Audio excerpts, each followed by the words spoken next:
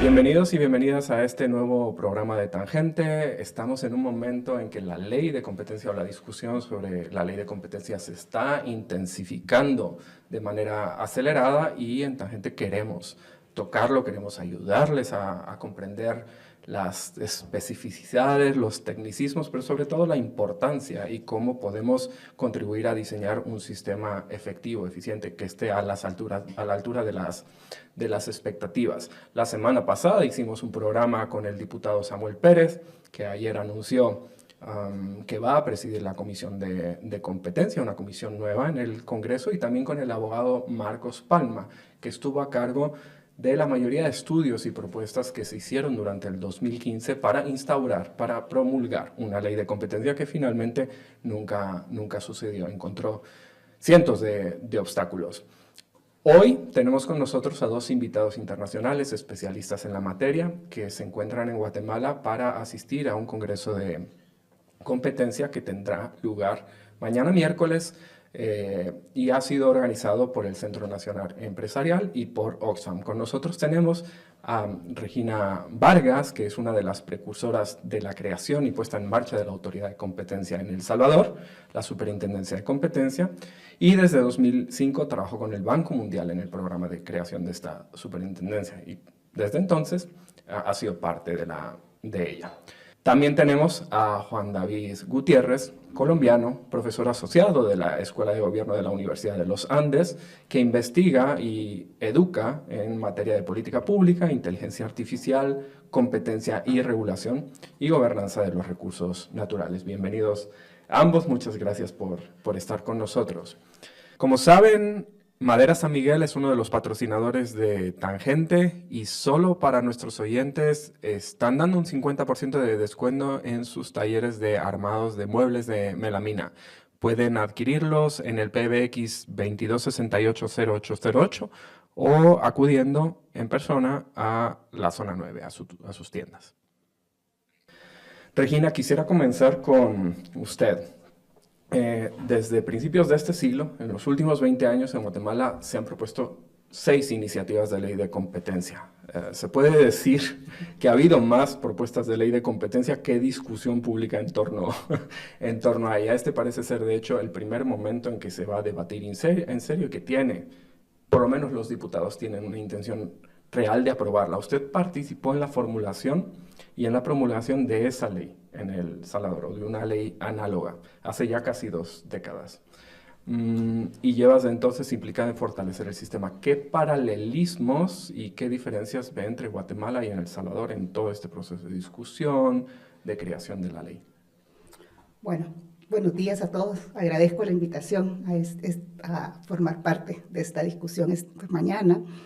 Pues la verdad, creo que hay muchas coincidencias en cuanto al proceso de aprobación de la ley de competencia en El Salvador y que en Guatemala. En El Salvador hubo un proceso de 14 años de promocionar la ley de competencia y la necesidad de adoptar esta ley. Es más, los acuerdos de paz firmados por El Salvador en 1991 ya establecía la necesidad de una ley de competencia.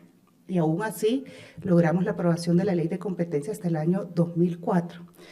Ya no recuerdo tampoco cuántos proyectos de ley se presentaron a la Asamblea. Sí recuerdo que hubo uno del Banco Mundial, hubo uno del Ministerio de Economía, no recuerdo si FUSAES, que es un tanque de pensamiento, propuso uno o apoyó en alguno, pero hubieron distintos proyectos, ¿verdad? Numerosos proyectos, y creo que ahorita señalar una de las similitudes más grandes que encuentro en este proceso es el momento en que se encuentra Guatemala, en que entra un nuevo presidente, donde en su campaña política promocionó la adopción de una ley de competencia, o dijo, voy a adoptar una ley de competencia, y entiendo que su plan de gobierno recoge esta adopción de la ley, o la aprobación de la ley de competencia. Igual sucedió en El Salvador en el año 2004. Entra el presidente Saca, y él en su plan de gobierno establece la adopción de una ley de competencia y el fortalecimiento de la Defensoría del Consumidor, que es la cara la otra cara de la moneda de competencia. Y es donde se abre ya una discusión en el Congreso para poder llevar a cabo la adopción o el proceso de adopción de la ley de competencia. Entonces veo que hay varias similitudes en este proceso. Son procesos largos, son difíciles porque venís a cambiar la forma en que se hacen los negocios, ¿verdad? Y eso, cualquier cambio, trae una resistencia, pero a la vez creo que trae muchos beneficios a la eficiencia económica, a los mercados y al bolsillo de cada ciudadano, pues esto va en beneficio de los consumidores. ¿Dónde se encuentran las principales resistencias tradicionalmente en este proceso de negociación y cómo se superan? Bueno, la verdad, en El Salvador venimos a cambiar la forma de hacer negocios como en cualquier parte del mundo, pero habían ciertas prácticas que estaban legalizadas a través de marcos normativos. El Código de Comercio establecía el poder acordar precios, siempre y cuando no pasara, no me acuerdo si eran 8 o 10 años.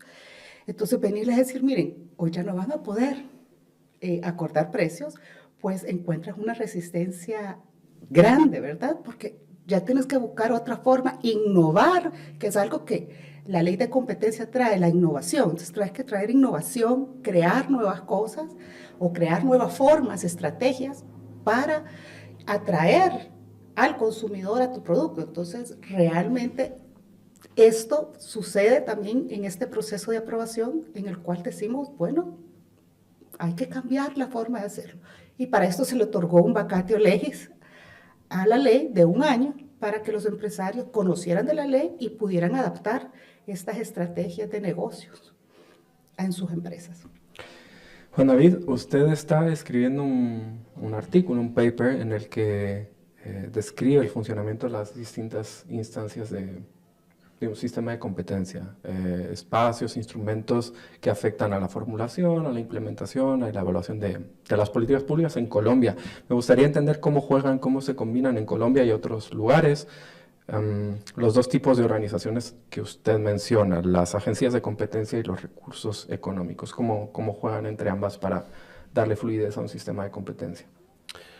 Bueno, primero muchísimas gracias por la invitación, es un gusto estar contigo, Enrique, y también con Regina. Quiero dar un contexto y es que yo desde el año 2003, o sea, estamos hablando de hace un tiempito, vengo trabajando en estudiar los regímenes de competencia a nivel comparado en América Latina.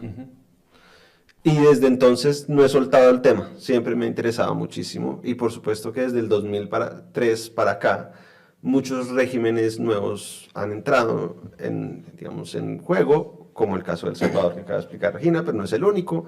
Otras economías de un tamaño que son por lo menos pertinente para Guatemala, pues el Paraguay, por dar un ejemplo, República Dominicana, por dar otro ejemplo. Y así podríamos hacer una lista muy grande porque en América Latina hay más de 20 legislaciones nacionales de libre competencia y dentro de esas jurisdicciones nacionales a veces hay más de una autoridad de competencia, a veces hay una autoridad general que está acompañada por una autoridad específicamente solo para el sector de telecomunicaciones. Eso pasa en países como México, como en República Dominicana, por solo citar un par, pero hay más así. Entonces, lo que he encontrado después de estudiar tantos años es que no hay una fórmula única para organizar un sistema, pero por supuesto que sí hay unos elementos compartidos. Por ejemplo, queremos una autoridad que tenga capacidad técnica, no porque lo político no sea importante, cualquier entidad gubernamental, digamos, su ejercicio de sus funciones públicas implica algún efecto sobre la sociedad, entonces las decisiones que toman no son solamente técnicas, pero en este tipo de decisiones de una agencia de competencia o de un regulador, sí se necesita que haya un organismo que sea capaz, digamos, y que tenga algún grado de autonomía política. Digo algún grado porque, como les mencionaba, hay diferentes maneras de organizarse, pero sí se necesita una agencia que pueda hacer su trabajo independiente de los ciclos electorales, independiente de que el gobernante de turno le guste o no le guste la investigación que esté realizando. Y un elemento también común entre las diferentes regímenes es que haya un marco de conductas prohibidas claro, que la gente, ya sea de nivel directivo o personas que toman decisiones dentro de las empresas, sepan qué se puede hacer y qué no se puede hacer. Y también hay diferentes maneras de organizar eso. El derecho a la competencia surge en el siglo XIX, a finales del siglo XIX, y hay lugares en el mundo donde ya tienen más de un siglo de aplicación de estas normas, como en Estados Unidos, pero en América Latina también hay lugares en donde te llevamos más de medio siglo de experiencia implementando estas normas. Para citar algunos ejemplos, Colombia, Brasil, Chile, son países que ya llevan más de medio siglo con experiencia y que pueden pues dar fe de este tipo de normativa, para qué sirve y para qué no sirve. Sobre el documento que tú estabas preguntándome, hay algo que es supremamente interesante, y es que uno podría imaginarse que una agencia de competencia simplemente está persiguiendo, por así decir, empresas que han potencialmente violado la ley, pero su participación en la política pública es mucho más compleja y más, desde mi punto de vista, que yo soy un académico, yo soy un profesor de tiempo completo, entonces a mí me parece interesante, y es que tienen un rol en los procesos de política pública que comienza desde llamar la atención sobre problemas públicos, se llama agendamiento, que pongan en la agenda pública temas.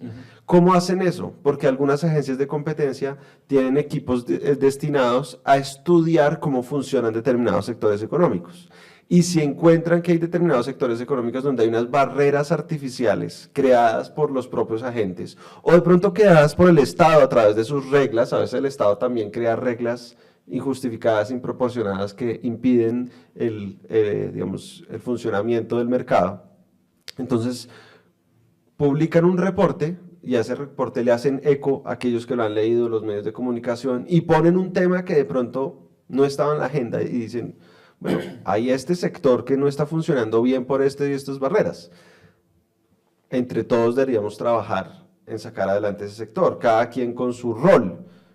Digamos, el Estado, si tiene unas regulaciones que están impidiendo la libre competencia, de pronto tiene que considerarlas. Si los actores pueden promover la competencia en vez de limitarla, pues consideremos cómo pueden promoverla en vez de limitarla.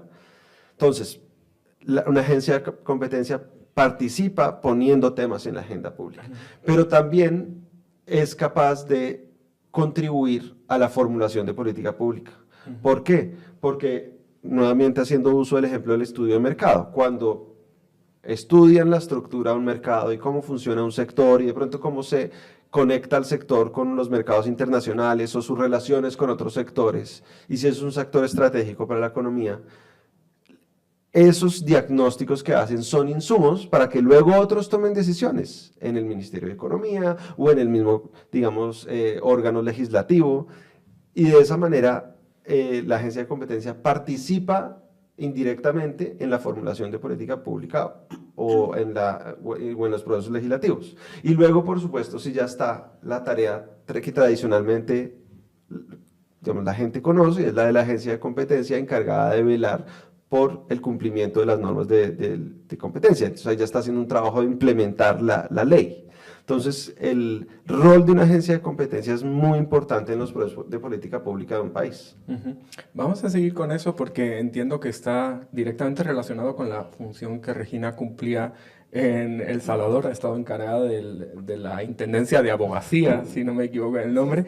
Pero antes quisiera retomar algo que dijo Juan David, porque le imaginaba estudiando en perspectiva comparada las leyes de América Latina y de repente encontrarse con este vacío en Guatemala. Y entiendo que Guatemala y Cuba son los dos únicos países de América Latina, si no me equivoco, que carecen de algo. Bueno, si quieres incluir otros países que hacen parte del continente, puedes incluir a Belice si quieres, y de pronto alguna que otra isla, Pero digamos que aquí había una anomalía.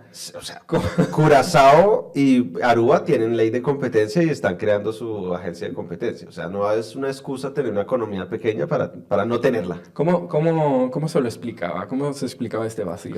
Bueno, a mí ese tema, nuevamente como soy académico, siempre me ha parecido fascinante y yo he tenido la oportunidad de visitar Guatemala varias veces porque desde el año, yo creo que por ahí 2016, he sido invitado para visitar Guatemala y hablar sobre las leyes de competencia y sobre las propuestas de ley de competencia que, como tú contaste al comienzo, no fructificaron. Y siempre me ha interesado más compararlo precisamente con el caso de El Salvador, porque había muchos paralelos que uno decía, ¿por qué un lugar sí y el otro no?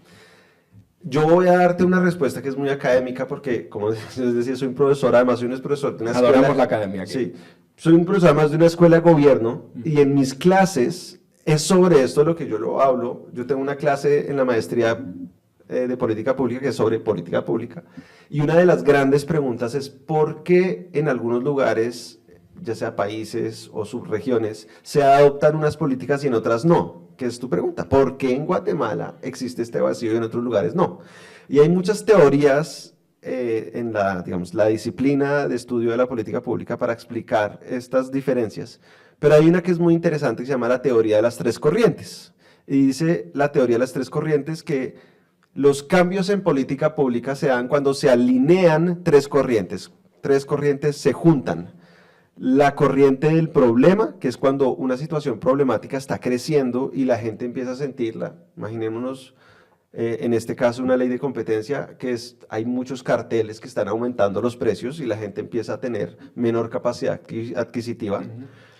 Esa es la corriente del problema. La corriente de la política, por ejemplo, cuando hay cambios en la composición del Congreso o el órgano legislativo, cuando hay cambios en el gobierno, que pasamos de un gobierno de determinado perfil a otro perfil, y eso genera oportunidades para que se consideren políticas que de pronto en otros gobiernos no se consideraban. Entonces, vamos, la corriente del problema, la corriente de la política y la corriente de las soluciones. Y es, ok, hay un problema, hay unos actores políticos que ahora tienen un nuevo rol y que quieren impulsar una solución. ¿Cuál es la solución? Entonces, la corriente de la solución es preguntarse, ¿y hay soluciones para el problema? Y en este caso, pues no hacía falta. Realmente es que, como les decía, la solución desde finales del siglo XIX ya se conocía. Entonces, en el caso de Guatemala, uno podría decir, seguramente la corriente del problema está, no estoy seguro qué tan consciente son las personas de los efectos negativos que tienen para ellos de que no haya una ley de competencia, porque las prácticas anticompetitivas como la de un cartel, como cuando se ponen de acuerdo los competidores, afectan nuestros bolsillos, pero a diferencia de lo que pasa si estamos en la calle y nos roban el celular, nosotros nos damos cuenta que nos roban el celular, pero en un cartel no nos damos cuenta que los precios están más altos por cuenta de un acuerdo anticompetitivo. Entonces, pero yo creo que la problemática en Guatemala sí existía, sí hay una sensación de que la economía podría ser más productiva, podría ser más competitiva. También tengo la sensación de que en los últimos 10 años, como lo discutiste en un podcast anterior, ha habido propuestas, entonces ha habido ideas de cómo abordar esta solución y la corriente que no estaba madura era la corriente política, la corriente de que haya una disposición para abordar un problema y quizás implementar una solución. Y ustedes ya saben mejor que yo que en Guatemala ha habido unos cambios recientes en el panorama político que indican que quizás esa corriente esté madura y que estemos ante un momento en el que están confluyendo esas tres corrientes del problema, de la política y de las soluciones, y que expliquen que de pronto, más temprano que tarde, en Guatemala hay una ley de competencia. Si usted tiene una empresa y necesita contratar a alguien, el mejor talento humano lo encuentra en Transdoc. Transdoc es otro de nuestros patrocinadores, es la Feria del Empleo Permanente y con ellos puede contratar servicio con acceso ilimitado a hojas de vida, a publicación ilimitada de vacantes, reclutadores ilimitados también en el periodo en que usted desee. Transdoc tiene candidatos en todo el país y perfiles que podrían cubrir puestos desde gerencias hasta nivel operativo. Cualquier duda puede escribir a contáctenos@transdoc.com o visitar su web transdoc.com. Pareciera que sí le podemos poner ya el chequecito a los 3 elementos del marco que plantea Juan David. A la luz de ese marco y a la luz de la experiencia suya en El Salvador, ¿cuáles diría que son los puntos críticos de una negociación, de un sistema de competencia? Bueno, creo que hay varios puntos críticos y más que todo esto se da porque lo que comúnmente se conoce nada más es la sanción de las prácticas anticompetitivas, ¿verdad? No se conocen otras herramientas muy importantes que tiene la ley, como hablaba Juan David, este tema de poder proponer recomendaciones de política pública a los entes reguladores. Esa es una herramienta muy fuerte y potente, pero todo esto tiene un tema de negociación, ¿verdad? Entonces hay mucha resistencia porque solo conocemos el palo, pero no conocemos realmente esta parte de bondades que también tiene la ley de competencia. Entonces creo que en este proceso de negociación lo más duro es el tema de sanciones, el tema de concentraciones económicas, y más que todo es el establecimiento, usualmente se establecen umbrales para de cierto monto hacia arriba se conocen las fusiones o adquisiciones de empresas, ¿verdad? Que son los tamaños que pueden venir a distorsionar el mercado. Creo que en la negociación en El Salvador de la ley de competencia, estos fueron los temas más duros, ¿verdad? El monto de las multas, los umbrales de concentración, cuáles son los criterios para imponer la sanción. Y dejo por último... Y las propias conductas. Y las propias conductas, al final, en el mundo se conocen 3 conductas, o 3, hablemos de grupos prácticas anticompetitivas, porque conducta se conoce cuando la ley es conductual y no cuando es estructural, pero en el mundo se conocen, prácticamente las prácticas se dividen en 3. Los acuerdos horizontales, que son los acuerdos entre competidores, los acuerdos verticales y los abusos de posición de dominio. Entonces, realmente eso ya sabemos cuáles son las prácticas que son dañinas al mercado, que hay leyes alrededor del mundo que implementadas por más de 100 años que han venido diciendo, miren, cuando en un mercado, aunque esté funcionando bien, se sacan estas prácticas, empieza a funcionar mejor. Y la eficiencia económica aumenta en bienestar del consumidor y los bolsillos de la gente y de la población como tal, ¿verdad? Es bien difícil poder dar un ejemplo así de cómo beneficia el bolsillo, porque es un tema bien abstracto, ¿verdad? Entonces uno dice, bueno, ¿y si sancionaron a tal empresa? ¿Cómo esa sanción me va a llegar a mí? Bueno, va a haber reducción de precios, mayor calidad, mayores empresas entrando probablemente a competir en ese mercado que ya está disciplinado, pero volviendo a la pregunta, que ya me fui por otro lado, esto es la parte que creo yo más difícil dentro de esa negociación. No son tanto las prácticas porque ya se conocen, sino que la forma en que vamos a disciplinar el mercado, es decir, las sanciones, ¿sí? Pecuniarias muchas veces, porque al final eso nada más va a disuadir que cometan la práctica, y el establecer sanciones bajas realmente probablemente no venga a resolver el problema, porque lo que hacen es lo meten dentro de los costos de los negocios. Entonces, establecer cuál es ese monto de sanción óptimo para erradicar las prácticas es difícil, ¿verdad? Y el tema de los umbrales de concentración económica. Creo que esos son los grandes temas de discusión y que no pueden faltar en una ley de competencia, porque pueden haber otros temas que pueden ser muy controversiales, pero estos temas no pueden faltar para que sea una ley eficiente, ¿verdad?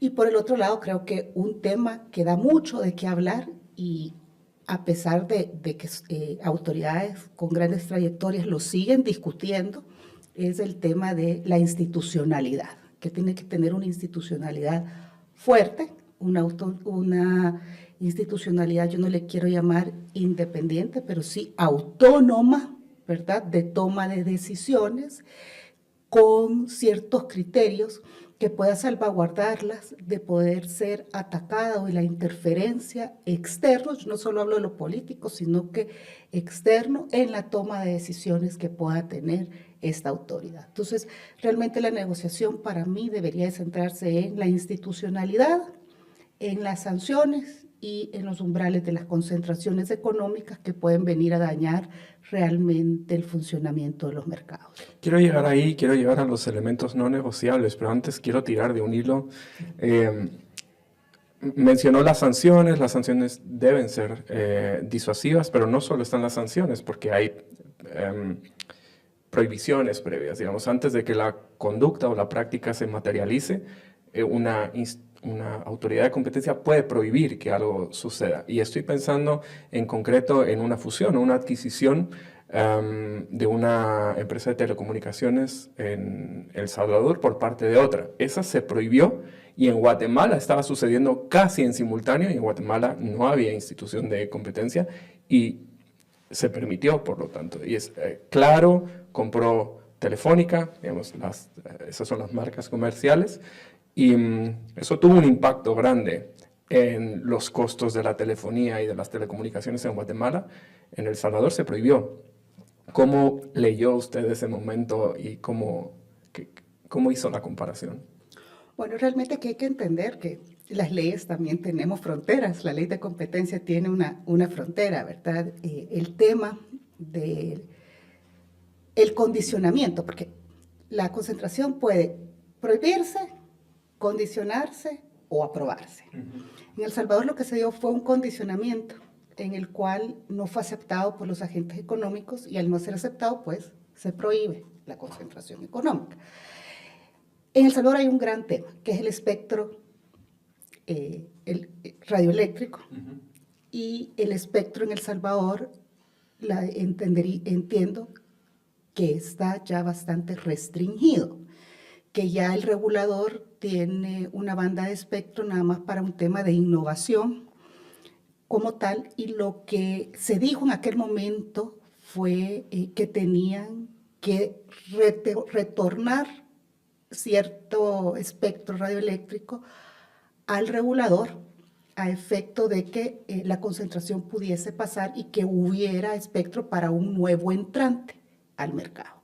Esa fue, a grandes rasgos, la razón. Entonces, creo que más que poder comparar, porque creo que aunque somos dos países hermanos con economías muy similares, con condiciones casi, no digamos idénticas, pero muy gemelas, por decirlo así, ¿verdad? Creo que era un entorno en El Salvador que viene dándose desde mucho tiempo atrás, porque no es Claro Telefónica. Tuvimos otra concentración donde tuvimos el mismo problema, que era Claro Digicel, y que no se dio también por el tema es el espectro radioeléctrico que tienen que devolver al Estado para que pueda seguir funcionando. Y esto se hace en pro de los consumidores, en pro de que haya innovación en las empresas, ¿verdad? Y a la vez, ahora con la tecnología, aquí Juan David, que conoce un poco más de estos temas, conoce que se puede optimizar con cierta inversión, que fue lo que la superintendencia en su momento ha establecido en estas concentraciones en tema de telecomunicaciones. Ahora sí quiero volver a los no negociables de una ley de competencia. Quiero preguntarle por eso, pero también digamos, hay un principio básico en el diseño de marcos legales y de políticas públicas, que es que no se puede trasplantar fácilmente de un país a otro. Pero hay elementos que sí son trasplantables, ¿no? Entonces, dentro de esos elementos no negociables, ¿cuáles son, digamos, estables de un país a otro y cuáles dependen mucho más del contexto económico, político, legal? Sí. Bueno, nuevamente contexto. Hay más de 100 jurisdicciones del mundo que tienen legislación de competencia. Entonces, hay de todo. Hay países, como decía, que tienen más de un siglo de experiencia, hay países que están apenas arrancando. Y a veces algunas discusiones se plantean en términos de Estados Unidos y Europa, pero las discusiones se está planteando aquí. Son discusiones muy limitadas porque realmente hay muchos otros regímenes que para países como los nuestros son más pertinentes. O sea, yo antes de mirar a Estados Unidos o a Europa, en donde son trabajos muy juiciosos los que hacen por supuesto ya, yo pensaría en nuestros pares. porque es que nuestras economías se parecen más entre sí. ¿Qué relación tiene Guatemala con la economía estadounidense? Ninguna proporción, pero tampoco tiene ninguna relación en su sistema jurídico. El sistema estadounidense es un sistema de common law, nuestro sistema es continental. Entonces, decir, por ejemplo, es que deberíamos importar el estándar estadounidense, como está tratando de implantar algo que no cabe acá porque es otra, acá hay otra cultura jurídica, hay otro sistema jurídico. Entonces, más bien tenemos que pensar en quiénes son más parecidos a nosotros para pensar en qué lecciones, más que trasplantes, qué lecciones podemos sacar. Por supuesto que hay organizaciones como la OECD o como la Red de Competencia Internacional que han promovido buenas prácticas, de las que hemos hablado ya, como tener una agencia autónoma, autónoma financieramente, autónoma administrativamente, autónoma para tomar decisiones. Y yo sí entiendo esa distinción que hace Regina de autonomía versus independencia. Muy pocas autoridades de competencia son plenamente independientes del Poder Ejecutivo. ¿Cuándo son plenamente independientes? Cuando están en lo judicial, cuando la autoridad es del orden judicial. Y eso ocurre en muy pocos países del mundo, como Estados Unidos, como Jamaica, que como pueden ver son países de common law, no continentales. En los países continentales es más común que la autoridad de competencia de alguna manera, por alguna parte, tenga algún tipo de vínculo con el órgano ejecutivo. Así sea simplemente porque sea el presidente el que postule una terna para que luego un tercero elija, pero finalmente el presidente fue el que postuló la terna, o existe algún tipo de relación entre el Ministerio de Economía o de Comercio, como se llama en el respectivo país, y la autoridad, pero generalmente lo que hacen las normas es buscar que las agencias, a pesar de tener un hilo conductor con el Ejecutivo, puedan ser autónomas para tomar sus decisiones, y eso implica autonomía también administrativa y financiera, como estaba decidiendo. Por supuesto, claro. Y hay muchas maneras de organizarlo, porque puede ser una autoridad unipersonal, es decir, puede ser un solo ser humano el que tome la decisión. Por ejemplo, en Colombia es un superintendente de Industria y Comercio, que es el que firma la decisión. Por supuesto, debajo de él hay unos equipos, hay unas organizaciones, digamos, él mismo no es el que va y practica los testimonios, si fuera el caso, y tal, sino que él solo le llega el recaudo probatorio y los reportes internos para luego tomar una decisión. Esa es una manera como se organiza en Colombia, que no es la más común. En otros países tenemos organismos colegiados, y por eso que hay siempre esas autoridades son comisiones. La Comisión para la Competencia, que es el nombre más común que hay en muchas de las autoridades que dicen que son colegiadas. ¿Colegiadas qué quiere decir? Que hay una especie como de junta directiva, dependiendo del país, pueden ser 3, pueden ser 5, que colectivamente toman las decisiones, como ocurre en un tribunal, digamos, en donde la decisión no es un solo juez, sino un tribunal, y que votan. Entonces, hablando, digamos, de esos puntos que son comunes, es algún grado de autonomía. Realmente, cuando hay agencias de competencia que son más como apéndice de un ministerio, eso es raro. Y generalmente las mira como con ese sistema es diferente, y hay tal vez mucha injerencia del Ejecutivo que no es saludable que haya. Así como también es raro que haya plena independencia, como cuando sea una autoridad de competencia en lo jurisdiccional y no en lo ejecutivo. Para darles otro ejemplo, en Chile hay un sistema muy interesante, un poco costoso, creo yo, creo que es más costoso que nuestros modelos, en donde hay una Fiscalía Nacional Económica, que es la que investiga y acusa, por así decirlo, y hay un tribunal de competencia, un tribunal de libre competencia, que es el que decide el caso de fondo a partir de la acusación de la Fiscalía Nacional Económica. Entonces, nuevamente, no hay una sola manera, pero podemos poner de acuerdo que tiene que haber algún grado de autonomía. Tiene que haber claridad, como estaba diciendo antes, sobre qué está prohibido y qué no. Y digamos que en eso siempre habrá una importancia de no solo lo que dice la ley, sino lo que se va construyendo, los precedentes que se van construyendo. Y esto no es solo pertinente en las leyes de competencia, eso pasa con cualquier otra norma. No solo es lo que dice la ley, sino cómo el que estará aplicándola empieza en unos precedentes para construir una mayor seguridad jurídica, una mayor certidumbre de cómo se entiende una ley. Porque la ley puede ser tan extensa como uno quiera, pero nunca va a terminar, digamos, de prever cualquier situación, sino que siempre hay unos principios, siempre hay unas reglas, y a partir de esas, pues, en este caso, una futura agencia de competencia de Guatemala las irá tomando.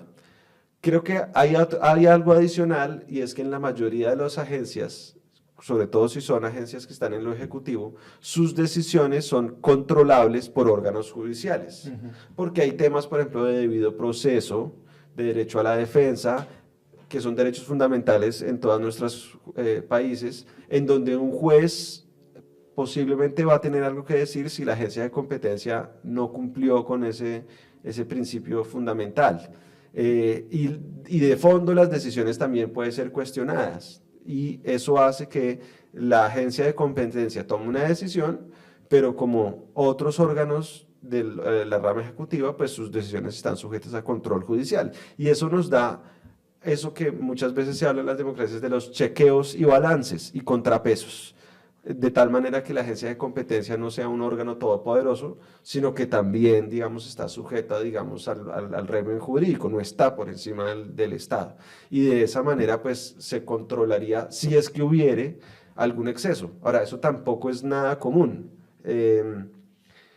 En Colombia es raro que digamos que los tribunales tumben una decisión de la agencia de competencia. Primero porque las agencias de competencia generalmente cuando toman una decisión de sanciones después de que ha habido un acervo probatorio muy importante y donde hay una gran certidumbre de que hubo una violación a la ley. O si no, no llevarían el caso, porque una agencia de competencia recibe tantas quejas, tantas denuncias, que le toca priorizar. Y una manera de priorizar es cuáles son los casos donde tenemos más evidencia, más contundente, y donde podemos sancionar y saber que el día de mañana no se van a caer las decisiones.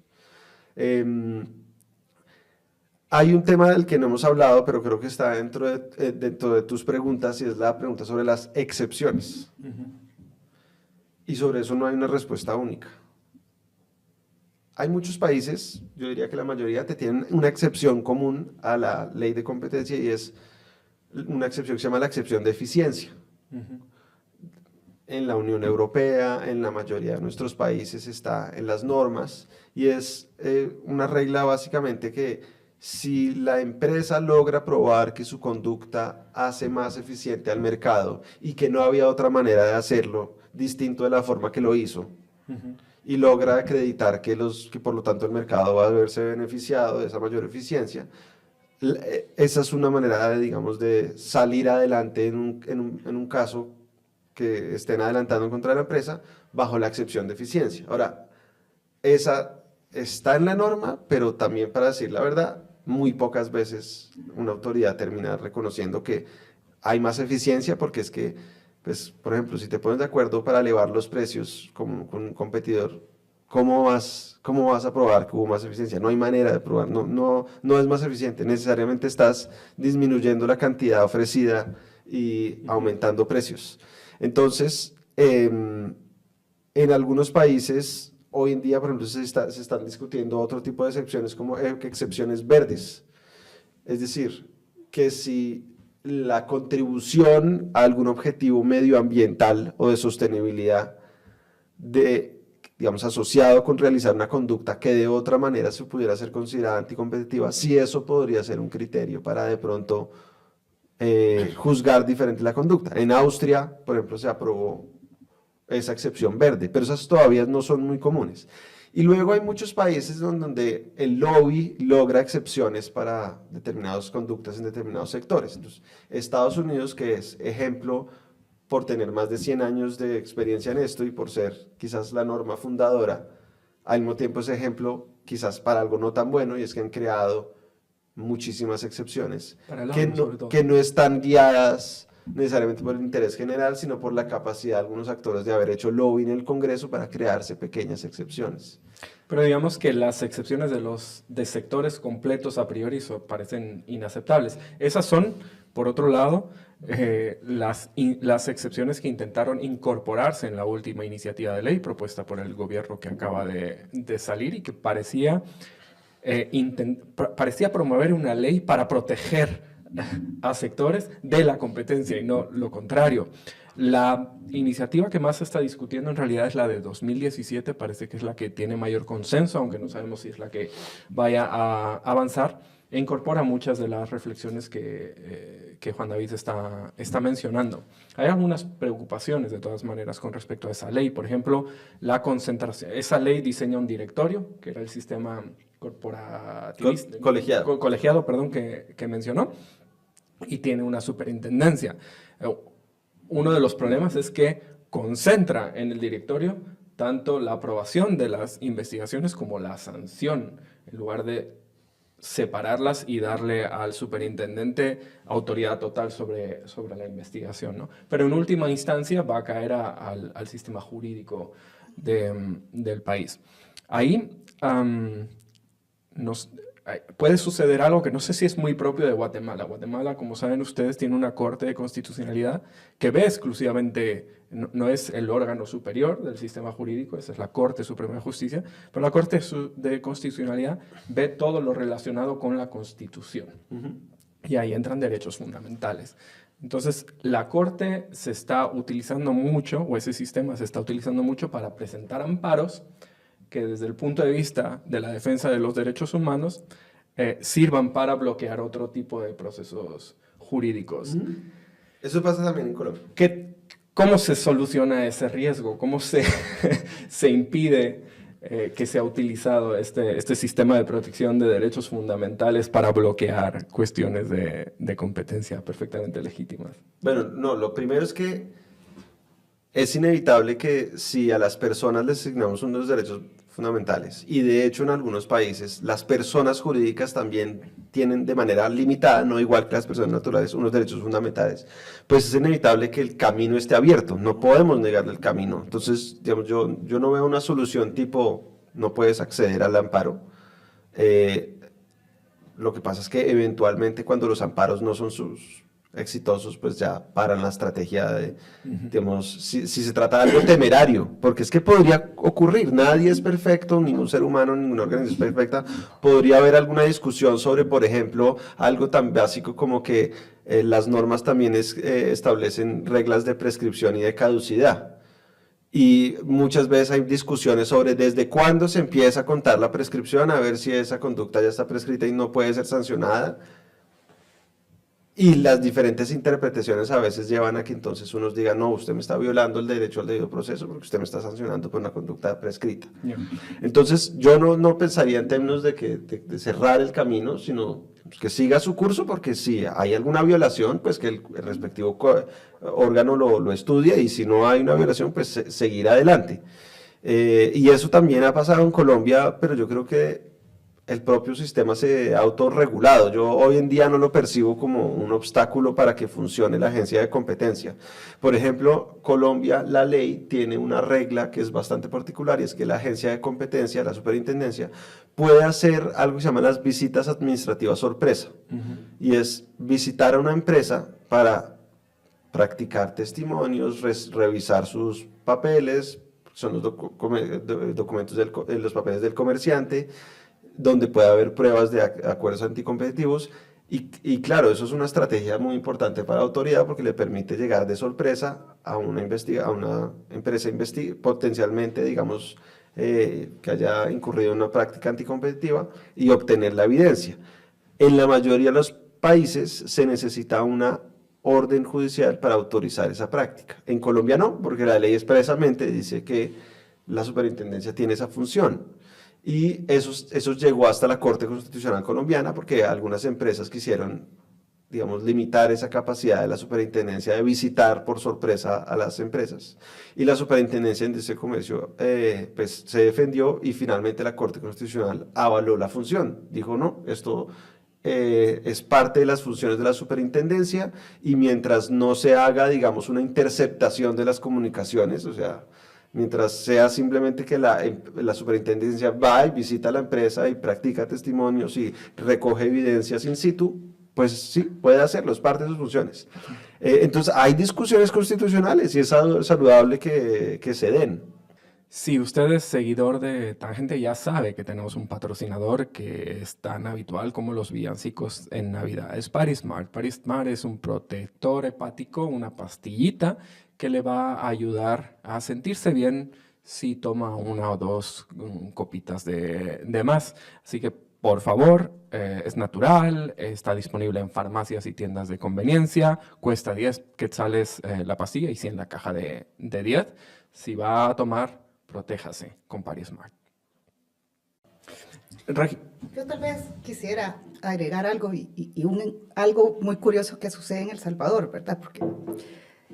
O que sucedió en El Salvador. La institución o la Superintendencia de Competencia es nada más una de las instituciones que funciona en el sistema de competencia. El sistema de competencia está compuesto por distintas instituciones. En algunos momentos entran los entes reguladores, en otros entra la Fiscalía General de la República cuando el agente económico no paga la sanción, ¿verdad? La Fiscalía es quien va y cobra, y claramente tenemos la Corte donde se recurren los casos de competencia. En El Salvador, alrededor del 90-92% de las sanciones impuestas por la autoridad van a la Corte Suprema de Justicia. Ahora son los tribunales y las cámaras de lo contencioso administrativo que lo que ven realmente es el proceso, el debido proceso, y que se ha hecho las cosas acorde a derechos fundamentales. Pero también han llegado casos a la Sala de lo Constitucional, y dentro de esto la superintendencia ha usado este sistema. Es decir, nosotros en el año 2008 se impuso una sanción en el sector de harinas, ¿verdad? Que la Sala de lo Contencioso Administrativo tiró para atrás el caso, y quien se fue a amparar a la Sala de lo Constitucional fue la Superintendencia de Competencia. Y se ganó el caso con el amparo, en cuanto a la Sala de lo Constitucional le pide a la Sala de lo Contencioso Administrativo que vuelva a reconsiderar la decisión tomada. Y nos lleva 8 años, 11 meses, poner en firme la sanción que se había puesto a las harineras y que ahora ya fue ejecutada y las sanciones pagadas. Pero como te digo, esto no solo hay que verlo desde una perspectiva de que la autoridad es la única que va a ver porque funcionen los mercados. Para que funcionen los mercados necesitas que todas estas instituciones que conforman un sistema de competencia, que son dependiendo de los sistemas de los países, ¿verdad?, jueguen su papel, porque de nada sirve que una autoridad venga a sancionar, venga a identificar distorsiones en los mercados, cuando el resto de instituciones realmente no aportan a este sistema para que se vea la efectividad en la aplicación de una política de competencia. Porque la autoridad aplica la ley de competencia, pero la política de competencia es un poco más amplia y que abarca otras instituciones del Estado que hacen efectiva la aplicación de la ley de competencia. Entonces creo que eso es importante tenerlo en cuenta, que estamos en un sistema que las instituciones, cada quien debe desarrollar su rol a efecto de que surjan los efectos deseados de la política que se está implementando. Tenía el caso de los molinos de harina aquí registrado y entiendo que la sanción final fue de más de 38 millones de dólares. No, 3 millones. 3 millones. 3.8 millones. 38 millones de dólares es el cálculo de ahorro para los consumidores. Podría ser, no lo tengo en mente, pero podría... Yo tengo aquí una cifra de 38 millones 383 mil 176 y el artículo en el que lo leí hace una equivalencia. ¿Qué significaba eso para los salvadoreños? Se decía que les permitía adquirir más de 170,000 canastas básicas urbanas o 228,000 rurales, que podía suponer un ahorro del 25% anual en compras de canastas básicas en 3 años, equivalente también a 128,000 salarios mínimos mensuales en la industria, es decir, que las panaderías podrían contratar por salario mínimo a 128,000 personas más, etc. Y eso me lleva a otra pregunta. Digamos, normalmente hay un consenso, un acuerdo en que el fin de una ley de competencia es hacer más eficiente el mercado. Y que hacer más eficiente el mercado produce mayor bienestar para el consumidor porque tiene acceso a mejores productos, a mayor cantidad y a precios más bajos. Ahora bien, hay otra manera de verlo, por lo menos yo tengo otra manera de verlo. No sé si ustedes coinciden, pero una ley de competencia también es una herramienta para proteger a los débiles del ejercicio abusivo del poder de los más fuertes, a las empresas pequeñas con respecto a las grandes, a los consumidores de los productores o los comerciantes y a los trabajadores tradicionalmente atomizados de los empleadores, que suelen tener mayor capacidad de negociación, mayor poder de negociación y de imposición de condiciones laborales. Sobre todo, por ejemplo, en una economía como Guatemala, en la que la oferta de trabajo formal es muy escasa y la demanda de trabajadores muy, muy alta, ¿no? Entonces, la pregunta viene aquí, ahora que mencionábamos este asunto de la cantidad de salarios mínimos, ¿sí? ¿Qué debe tener en cuenta una ley de competencia para potenciar el lugar de los trabajadores en la economía, cuando eso además puede suponer un problema en términos de aumentos de precios? O sea, más caro el trabajador, mejores condiciones laborales, probablemente precios superiores para el consumidor final. ¿O es algo que no debe tener en cuenta una ley de competencia? Bueno, en mi opinión, creo que la ley de competencia debe trabajar en pro de los mercados. Es decir, creo que esto es algo que a veces se nos olvida, que lo que realmente estamos tratando de tener en cuenta es esta fuerza de la oferta y la demanda, y lo que hablaba Adam Smith, ¿verdad? La ley invisible. Esto pueda ir jugando y que no haya un participante del mercado que esté artificialmente distorsionando las condiciones de competencia y poniendo las reglas claras. Claro que al tener un buen funcionamiento de los mercados pueden haber muchos otros beneficios hacia la población, como puede ser el tema laboral. Mencionó Juan David en un tema de medio ambiente. Pueden haber, y han habido muchas discusiones en la OCDE, que es la Organización de la Cooperación Económica y el Desarrollo, que han hablado hasta de la competencia y si esto puede influir en género como tal, ¿verdad?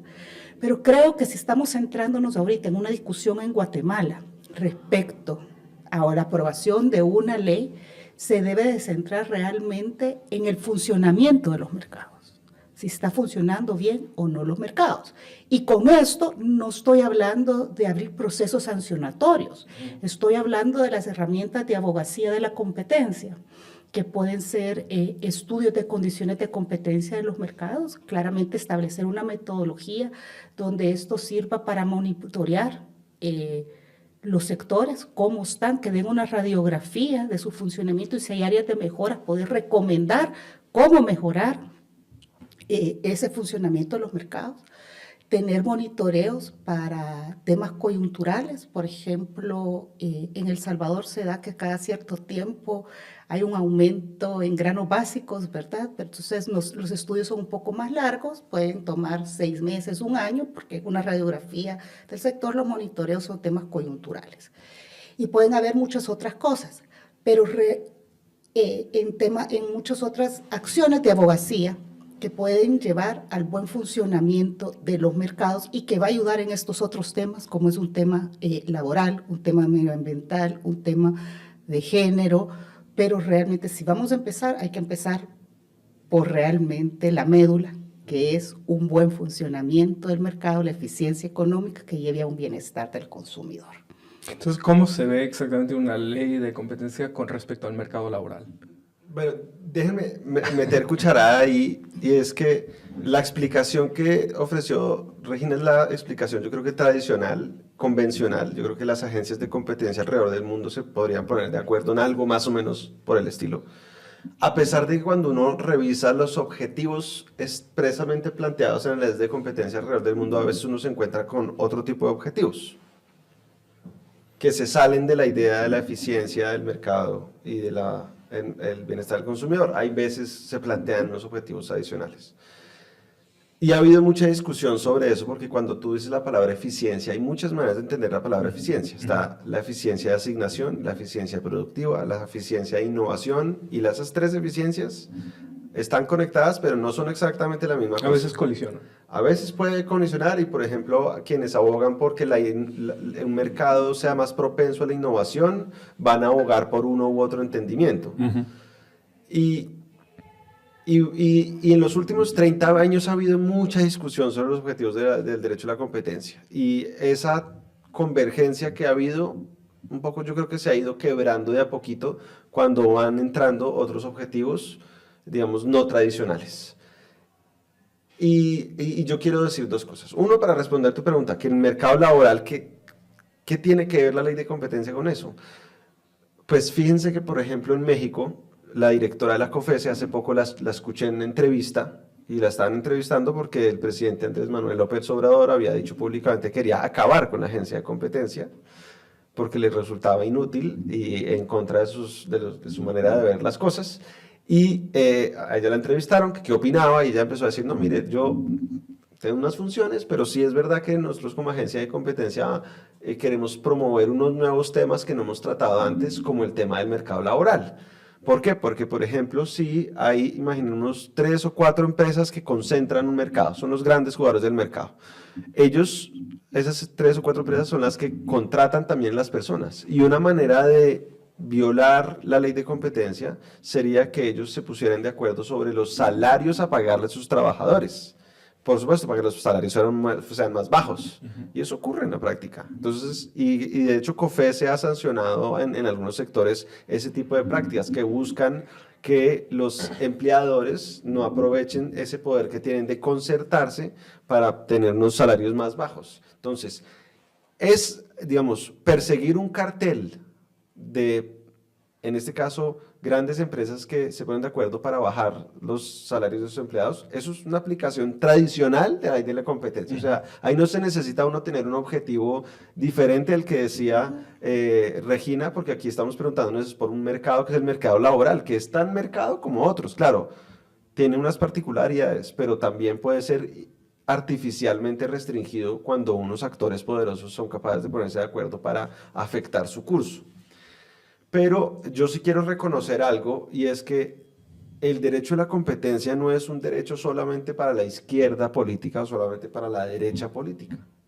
La ley de competencia es un instrumento que cabe en el espectro político de derecha-izquierda, quizás no en los extremos, o sea, un país comunista y socialista no necesita una ley de competencia.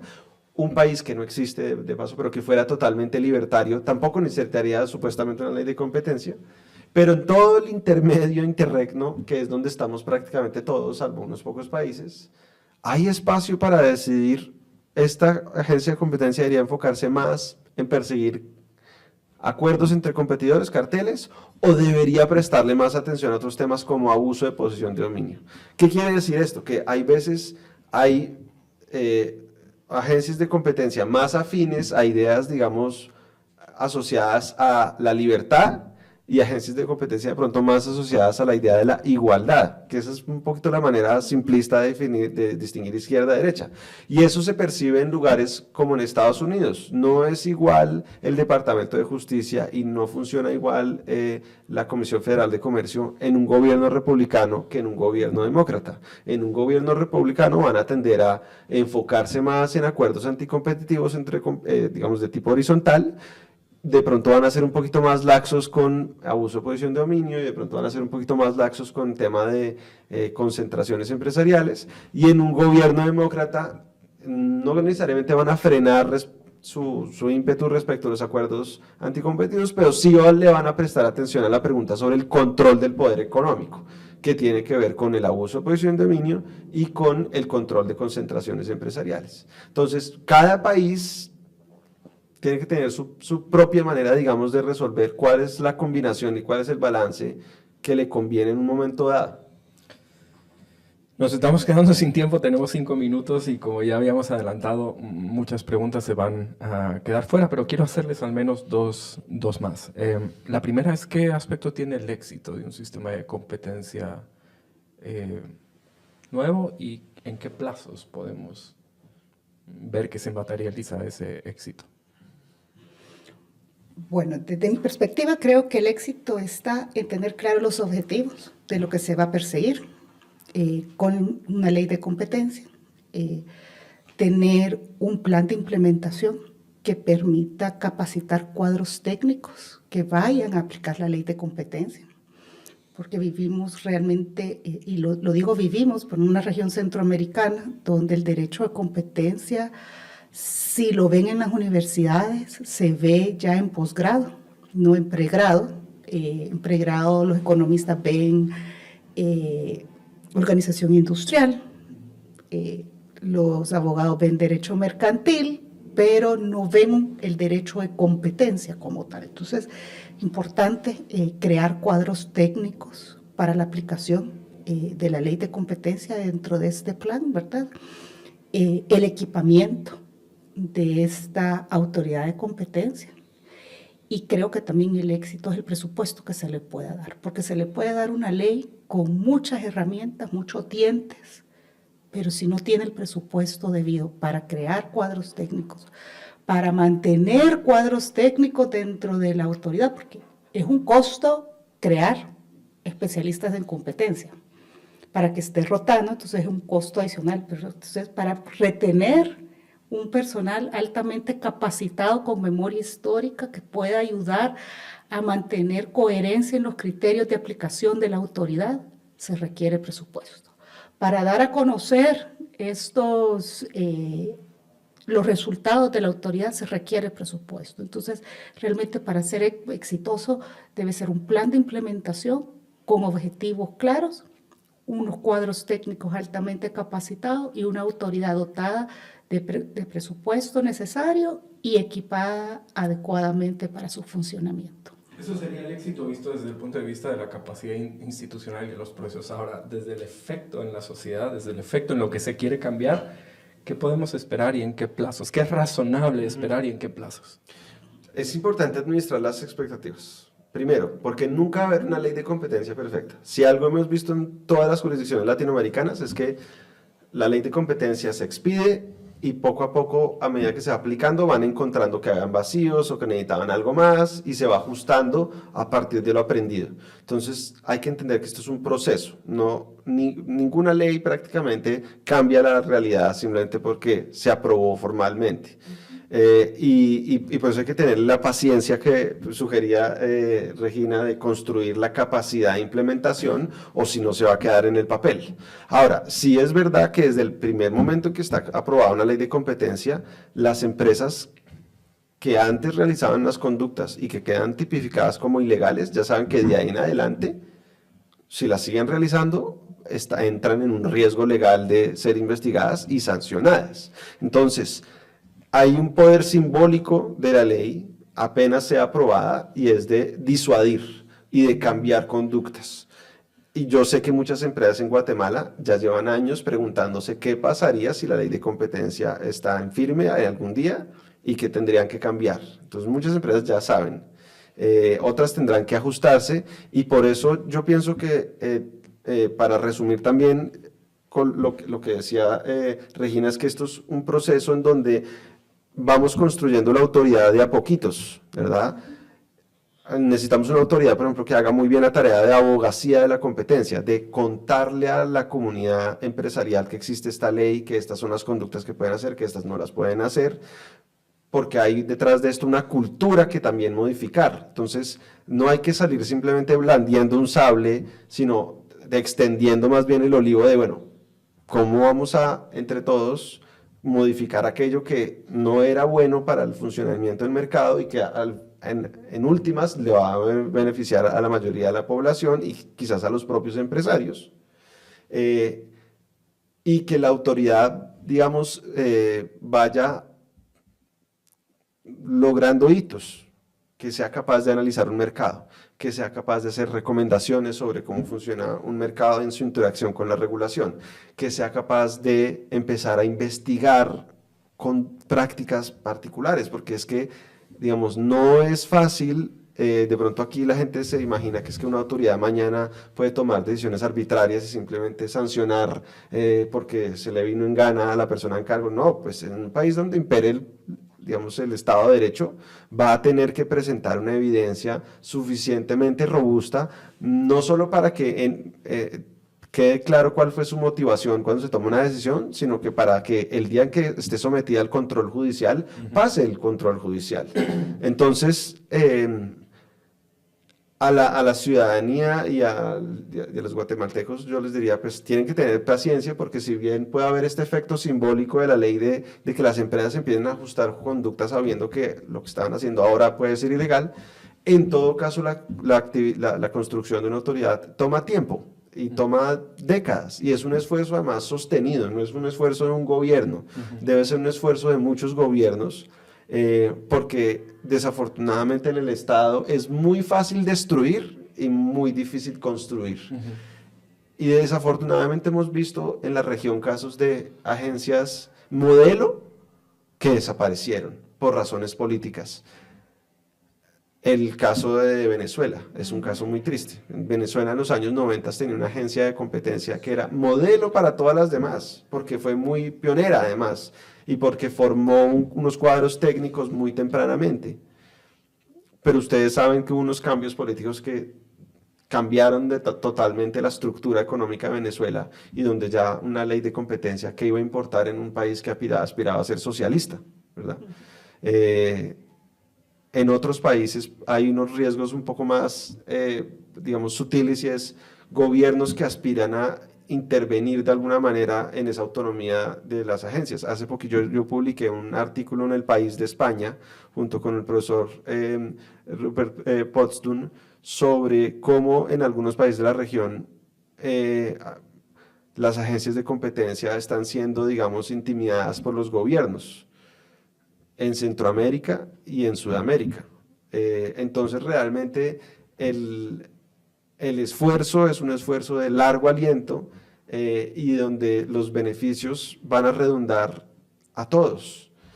A veces por eso es difícil defender esta ley, porque todos nos beneficiamos grandemente, pero no nos estamos dando cuenta, y en cambio sí hay a veces organizaciones muy poderosas que tienen mucho que perder por esta norma y porque el mercado funcione bien, y es así, de pronto pueden organizarse mejor. Y quizá en estas observaciones haya parte de la respuesta a la última pregunta. A raíz del episodio anterior sobre ley de competencia, un oyente nos planteaba una duda que quiero traer acá ahora. Dijiste, no hay ley de competencia perfecta, seguramente no hay implementación perfecta de la ley de competencia, y él decía, y ponía un gráfico clásico, ¿por qué si las modernas naciones a las que aspiran los liberales tienen sus debidas leyes de competencia y mecanismos contra los monopolios, hay una tendencia histórica a la concentración en cada vez menos transnacionales? No sé si están de acuerdo con sus postulados, pero esta es su pregunta, ¿cómo la responderían ya para cerrar? Depende del país. Él habla mundialmente. Claro, pero es que las autoridades tienen jurisdicción nacional. Entonces, digamos, no, como decía Regina, estas normas tienen unos límites, y precisamente por eso ha habido mucha discusión, ya no tanto, pero sí a finales de los 90 y comienzos de los 2000, de buscar unificar normas, de buscar tener autoridades de pronto supranacionales. Pero el sistema de comercio internacional en este momento está en cualquier estado, menos en la capacidad de tener este tipo, digamos, de superagencias internacionales. Yo me preocuparía más bien por cuál es la tendencia a nivel país, y lo que pasa es que la ley de competencia es solo un elemento que tiene incidencia en el nivel de concentración empresarial en un país, pero no es el único, hay muchos otros. Lo que sí creo es que una ley de competencia bien implementada nos deja un mejor escenario que en ausencia de. Es decir, el comparativo no es cómo estoy teniendo ley de competencia, sino cómo estaría sin ley de competencia. Por ahí alguien hoy en una red social que se enteró que yo estaba en camino a Guatemala para hablar de estos temas, decía, ¿Cómo así? ¿No tiene ley de competencia? Ese caso de estudio está buenísimo. ¿Cómo es una economía de mercado sin ley de competencia? ¿Qué es eso? Tal vez no es una economía de mercado. No, yo creo que yo comparto lo dicho por Juan David, ¿verdad? Depende de cada país. Hay muchos otros elementos que considerar. Probablemente, por ejemplo, El Salvador es un país muy pequeño, ¿verdad? La concentración es grande, debido a que también la demanda, pues muchas veces no es tan grande como para que hayan tantos jugadores como podrían haber en Estados Unidos o en Europa, ¿verdad? En un país europeo o en mismo Colombia o Brasil, ¿verdad? Entonces, realmente, y no se trata nada más del elemento de concentración, sí puede ser, puede llevar a mayores carteles o al cometimiento de mayores prácticas anticompetitivas, pero no necesariamente es esto lo que persigue la ley de competencia, porque muchas veces ciertos mercados concentrados se dan realmente o por la demanda o por los insumos necesarios para la producción que no permite que existan más allá de unos pocos jugadores dentro de dicho mercado. Entonces, yo me preocuparía más por cómo las empresas están jugando en el mercado, que estén jugando de manera limpia y que estén dando los beneficios de este proceso competitivo, que es lo que la ley de competencia realmente tiene como objetivo, mantener libre, por menos preocupación por la estructura. Y eso que no tuvimos tiempo de hablar de algo que pasa, y es que el mayor consumidor de bienes y servicios en una economía casi siempre es el Estado mismo. Y el Estado mismo también se ve afectado por carteles de empresas que en las licitaciones amañan la licitación y termina pagando el Estado mucho más, afectando nuestros impuestos. Entonces, realmente, la ley de competencia es una ley muy noble cuando tiene un buen diseño y una buena implementación, porque beneficia a la mayoría. Es que la mayoría somos consumidores y el mayor consumidor es el Estado, es el principal, el que debería estar más interesado en que los mercados funcionaran. Sobre eso que dices, hay un estudio para Guatemala que hizo Oxfam que se titula Economía de Captura, precisamente cómo las empresas en interacción con los políticos aprovechan el acceso al Estado para beneficiarse de contratos mediante formas colusorias, etcétera, etcétera. Lo vamos a dejar ahí, me encantaría seguir, pero sé que ustedes tienen otras cosas que hacer. Muy amables, gracias por venir, contribuye mucho a la discusión y gracias a ustedes por escuchar. Esperamos tener pronto otro episodio sobre este tema. Feliz día.